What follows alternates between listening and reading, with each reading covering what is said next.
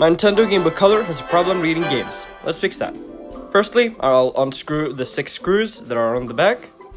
Alright, and here we go. Now I'll just get some IPA and clean the cartridge slot with a toothbrush. 95%, aka the good stuff, and a toothbrush. Let's start cleaning.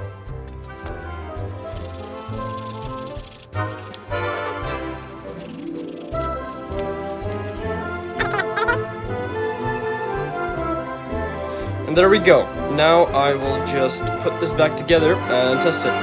Put the back on.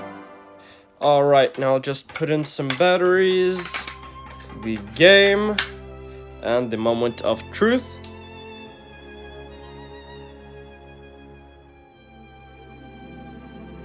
Looking good. Now I can play my frickin' Pokemon games. Let's go.